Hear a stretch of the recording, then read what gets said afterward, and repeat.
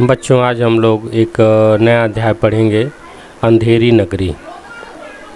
ये एक नाटक है जिसमें पात्र जो काम कौन कौन से पात्र हैं पहले वो समझ लीजिए। एक पात्र में मतलब नौटंकी, इस नाटक में कौन कौन भाग लेंगे, क्या बने हैं लोग, उनके बारे में समझिए। महंत हैं, कुंजड़िन है, नारायण दास हलवाई है, गोवर्धन दास शिष्य है, राजा है, फरियादी है, कल्लू है, बनिया है, कारीगर है, चूने वाला है, भिस्ती है, कसाई है, गड़दिया है, कोतवाल है और सिपाही है। अब नाटक चालू होता है।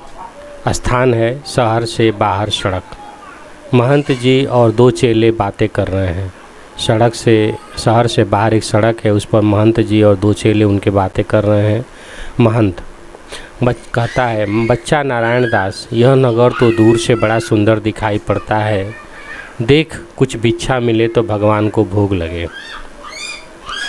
नारायण दास कहता है, गुरुजी महाराज, नगर तो बहुत ही सुंदर है, पर भिक्षा भी सुंदर मिले तो बड़ा आनंद हो।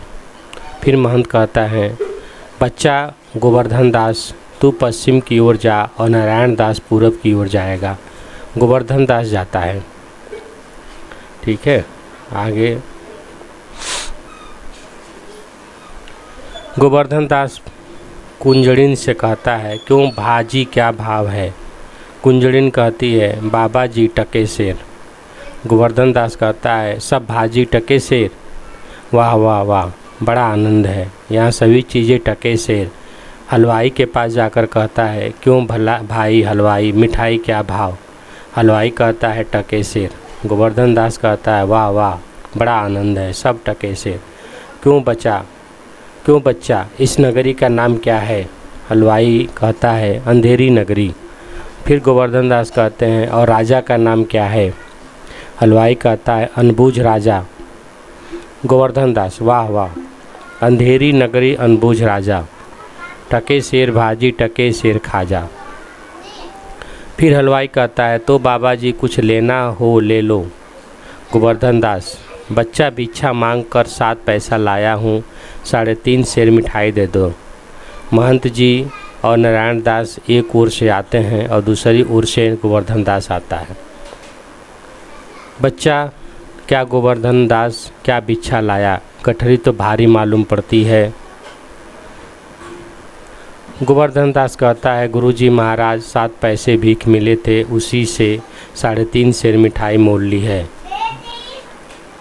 महंत कहता है, बच्चा नारायण दास ने मुझे से क्या कहा था कि यहाँ सब चीज़ें टके शेर मिलती हैं, तो मैंने इसकी बात का विश्वास नहीं किया। बच्चा, यह कौन सी नगरी है और इसका कौन सा राजा है जहाँ टके शेर भाजी, टके शेर खाजा मिलता है? गोवर्धन दास, अंधेरी नगरी, अनबुझ राजा, टके शेर भाजी, टके शेर खाजा। महंत, तो बच्चा, ऐसी नगरी में रहना उचित नहीं है जहाँ टके शेर भाजी और टके शेर खाजा बिकता है। मैं तो इस नगरी में अब एक क्षण भी नहीं रहूँगा। गोवर्धन दास, गुरुजी, मैं तो इस नगरी को छोड़कर नहीं जाऊँगा, और जगह दिन भर मांगो तो भी पेट नहीं भरता, मैं तो यहीं रहूँगा। महंत, देख, मेरी बात मान, नहीं तो पीछे पछताएगा। मैं तो जाता हूँ, पर इतना कहे जाता हूँ कि कभी संकट पड़े तो याद करना। यह कहते हुए महंत चले जाते हैं। राजा और मंत्री, नौकर लोग यथास्थान बैठे हैं। दूसरा सीन है, पर्दे के पीछे दुहाई का शब्द होता है। राजा, कौन चिल्लाता है, उसे बुलाओ तो। 2 नौकर एक फरियादी को लेकर आते हैं।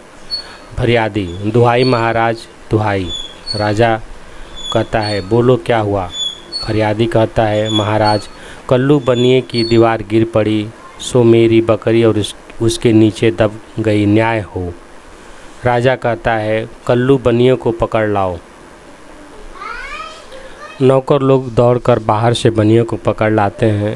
तभी राजा फिर बोलता है, क्यों रे बनिए, इसकी बकरी क्यों दबकर मर गई? कल्लू कहता है, महाराज, मेरा कुछ दोष नहीं है, कारीगर ने ऐसी दीवार बनाई कि गिर पड़ी।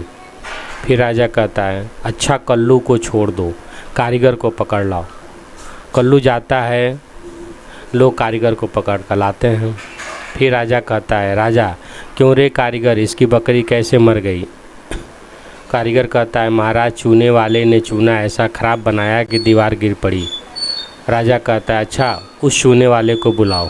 कारीगर निकल जाता है, चूने वाला पकड़ कर लाया जाता है। राजा कहता है क्यों रे चूने वाला, इसकी बकरी कैसे मर गई? चूने वाला महाराज भिश्ती ने चूने में ज़्यादा पानी ज़्यादा डाल दिया, इसी से चूना कमज़ोर हो गया। महाराज भिश्ती ने चूने में पानी ज़्यादा डाल दिया, इसी से चूना कमज़ोर हो गया। राजा कहता है तो भिश्ती को पकड़ो। भिश्ती लाया जाता है। राजा क्यों रे भिश्ती, इतना पानी क्यों डाल दिया कि दीवार गिर पड़ी और बकरी दब गई? भिश्ती कहता है महाराज गुलाम का कोई कसूर नहीं, कसाई ने मशक इतनी बड़ी बना दी थी कि उसमें पानी ज़्यादा आ गया। राजा कहता है अच्छा भिश्ती को निकालो, कसाई को लाओ। लोग भिश्ती को निकालते हैं और कसाई को लाते हैं। राजा कहता है क्यों रे कसाई, तूने ऐसी मशक क्यों बनाई? कसाई कहता है महाराज गडेरिये ने टके की ऐसी बड़ी भेड़ मेरे हाथ बेची कि मशक बड़ी बन गई। फिर राजा कहता है अच्छा कसाई को निकालो, गडेरिया को लाओ। कसाई निकला जाता है, गडेरिया लाया जाता है। राजा कहता है क्यों रे गडेरिया, ऐसी बड़ी भेड़ क्यों बेची? गडेरिया कहता है महाराज इधर से कोतवाल की सवारी आई, उसकी भीड़ भाड़ के कारण मैंने छोटी बड़ी भेड़ का ख्याल ही नहीं किया, मेरा कसूर कुछ नहीं। राजा कहता है इसको निकालो, कोतवाल को पकड़ कर लाओ। कोतवाल को पकड़ कर लाया जाता है। राजा क्यों रे कोतवाल, तूने सवारी धूमधाम से क्यों निकाली कि गडेरिया ने घबरा कर बड़ी भेड़ बेच दी? कोतवाल महाराज मैंने कोई कसूर नहीं किया। राजा कुछ नहीं महाराज, महाराज ले जाओ, कोतवाल को अभी फांसी दे दो। सभी कोतवाल को पकड़ कर ले आ जाते हैं। गोवर्धन दास बैठा मिठाई खा रहा है। गोवर्धन दास गुरुजी ने हमको नाहक यहाँ रहने को मना किया था।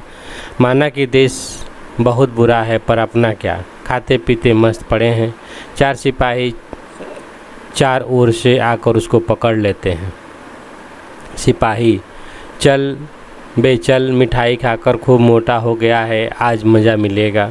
गोवर्धन दास घबरा कर है यह आफत कहाँ से आई? अरे भाई मैंने तुम्हारा क्या बिगाड़ा है जो मुझे पकड़ते हो? सिपाही बात यह है कि कल कोतवाल को फांसी का हुक्म हुआ था, जब उसे फांसी देने को गए तो फांसी का फंदा बड़ा निकला, क्योंकि कोतवाल साहब दुबले हैं। हम लोगों ने महाराज से अर्ज की, इस पर हुक्म हुआ कि किसी मोटे आदमी को फांसी दे दो, क्योंकि बकरी मरने के अपराध में किसी न किसी को सज़ा होना ज़रूरी है, नहीं तो न्याय न होगा।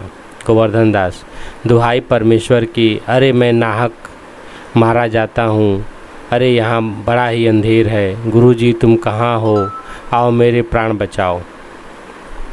गोवर्धन दास हाय बाप रे, मुझे बेकसूरी फांसी देते हैं।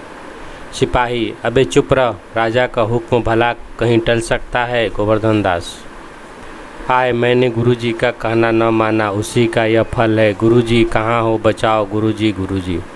महंत अरे बच्चा गोवर्धन दास, तेरी यह दशा क्या दशा है? गोवर्धन दास हाथ जोड़कर, गुरुजी दीवार के नीचे बकरी दब गई जिसके लिए मुझे फांसी दी जा रही है, गुरुजी बचाओ। महंत कोई चिंता नहीं, भाव चढ़ाकर सिपाहियों से, सुनो मुझे शिष्य को अंतिम उपदेश देने दो।